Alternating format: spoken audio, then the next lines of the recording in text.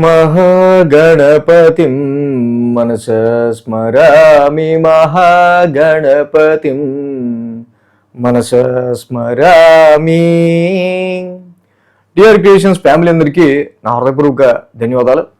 అలాగే ఇక్కడ మనం 2వ తారీఖు నుంచి 8వ తారీఖు వరకు కూడా ఆగస్టు మాసానికి సంబంధించి రాశి ఫలాలు ఎలా ఉండబోతున్నాయి ఏంటి, ద్వాదశ రాశుల వారికి సంబంధించి మనం చూద్దాం.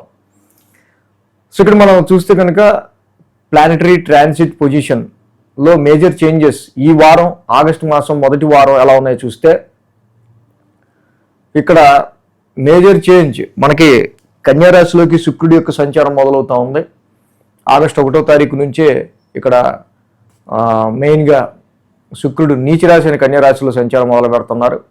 3వ తారీఖున కరెక్ట్గా ఇక్కడ మనకి చూస్తే కనుక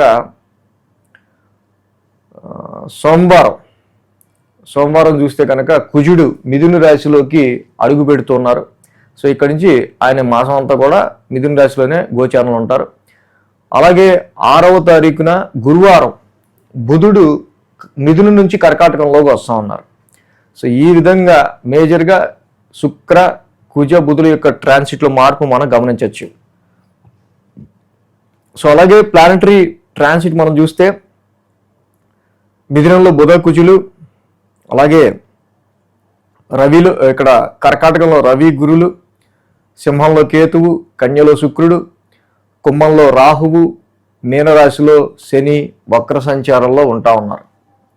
సో ఈ విధమైన ప్లానెటరీ పొజిషన్ ఆధారంగా చంద్రుని యొక్క గమనం కూడా చూస్తే మీనం, మేషం, వృషభం రాశుల మీదుగా చంద్రుని యొక్క గమనం ఉంది. ఈ యొక్క చంద్రగమనం ఆధారంగా ద్వాదశ రాశుల వారికి సంబంధించి రాశి ఫలాలు ఏ విధంగా ఉండబోతున్నాయి ఈ వారం 2వ తారీఖు నుంచి 8వ తారీఖు వరకు కూడా ఆగస్టు నెలకి సంబంధించి మనం చూద్దాం. తులారాశి వాళ్ళకి సంబంధించి చూద్దాం. తులారాశికి సంబంధించి మనం చూస్తే కనుక వీరికి యోగిస్తున్న గ్రహాలు ఈ వారం శని షష్టమ స్థానంలో అండ్ దశమంలో రవి బాగా యోగిస్తున్నారు. అలాగే దశమంలో బుధుడు యోగిస్తున్నారు, లాభంలో కేతువు యోగిస్తున్నారు, వ్యయంలో శుక్రుడు కూడా యోగిస్తున్నారు. మొత్తంగా 5 గ్రహాల యొక్క ఇక్కడ గోచారం ఈ రాశి వాళ్ళకి అనుకూలంగా ఉంది. దీనిలో మెయిన్గా 6, 7, 8 స్థానాల మీదుగా చంద్రుని యొక్క సంచారం ఈ వారం ఉంది. ఎప్పుడైతే 6, 7, 8 స్థానాల మీదుగా చంద్రుని యొక్క సంచారం ఇక్కడ మనకి కనిపిస్తూ ఉందో మెయిన్గా ఆది, సోమ, మంగళ, బుధ, గురు. సో ఇక్కడ ఈ 5 రోజులు కూడా జనరల్గా చంద్రబలం కూడా అనుకూలంగా ఉన్నట్టు. సో చంద్రబలం కూడా అనుకూలంగా ఉంది, ఇన్ని గ్రహాలు కూడా అనుకూలంగా ఉన్నాయి కాబట్టి చాలా వరకు కూడా తులారాశి వాళ్ళకి చక్కగా మీరు మంచి ఇనిషియేషన్స్ తీసుకుని ముందుకు వెళ్ళే ఏ పనైనా సరే తప్పకుండా అది కంప్లీట్ అవుతుంది. షష్టమ స్థానం నుంచి చంద్రుని యొక్క సంచారం ఉంది. యాక్చువల్లీ ఇక్కడ Saturn is in retrograde motion, వక్రగతిలో శని భగవానుడు ఉన్నాడు. ఆరోగ్యపరమైన విషయాల్లో తిరగబెట్టే రోగాల విషయంలో కొంచెం జాగ్రత్తగా ఉండడం మంచిది.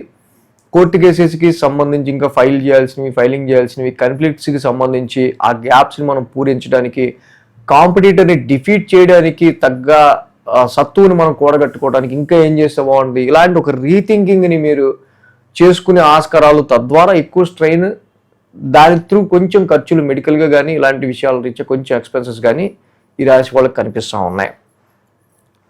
అలాగే బుధ గురువారాలు సప్తమ స్థానంలో చంద్రుని యొక్క సంచారం. ఇక్కడ సప్తమ స్థానంలో చంద్రుడి యొక్క సంచారం యోగిస్తుంది ఇన్ జనరల్గా.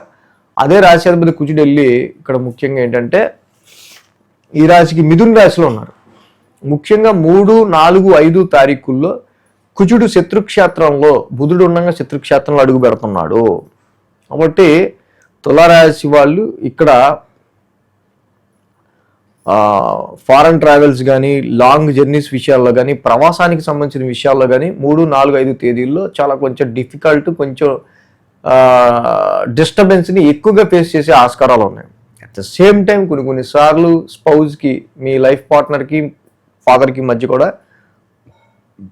కొంత డిస్టర్బెన్సెస్ అనేవి క్రియేట్ అయ్యే ఆస్కారాలు కావచ్చు. వ్యాపార పరంగా మీరు గ్రోత్కి తీసుకునే నిర్ణయాల్లో 3, 4, 5 తారీఖుల్లో ఏది కొత్తగా రినోవేటివ్గా ఏ డెసిషన్స్ 3, 4, 5 తారీఖుల్లో వ్యాపారానికి సంబంధించి తీసుకోకపోవడమే మంచిది.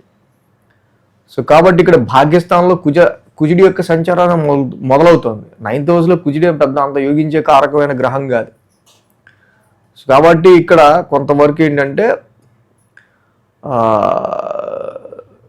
ఈ రాశి వాళ్ళు ఏదైతే మీరు ఎఫర్ట్స్ పెడుతుంటారో ఏ ఆఫర్స్ గురించి కానీ లేకపోతే ఇంక ఇతరత్ర మిగతా వాటి గురించి, సో మీ ప్రయత్నాల్లో ఇంకొంచెం ఎక్కువ స్ట్రాంగ్ అని మీరు చేయాల్సి వచ్చే ఆస్కారాలు ఎక్కువ ఉంటాయి.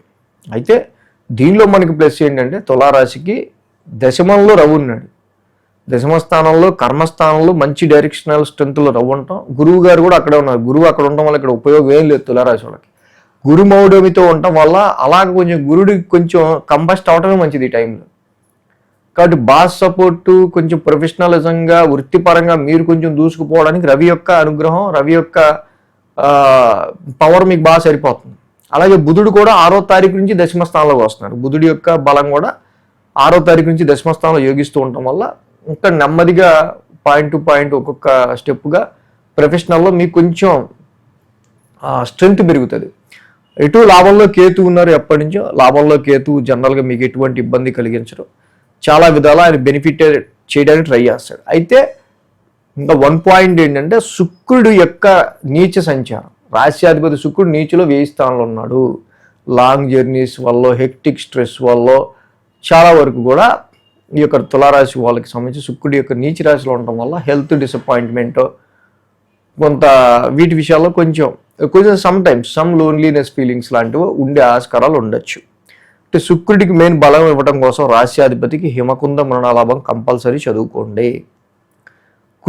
కుజుడి యొక్క 9th హౌస్ ట్రాన్సిట్ ఎంత మాత్రం యోగిచ్చేది కాదు కాబట్టి కంపల్సరీగా లాంగ్ జర్నీస్కి సంబంధించి కానీ, హైయర్ ఎడ్యుకేషన్ గురించి కానీ, ఫారెన్ ట్రావెల్ గురించి కానీ, ఎక్స్పెండిచర్స్ విషయాల్లో కూడా కొంచెం జాగ్రత్తగా వహిస్తూ సుబ్రహ్మణ్య కరావలంబ స్తోత్రం చదువుకోవడం ఈ రాశి వాళ్ళకి చాలా మంచిది.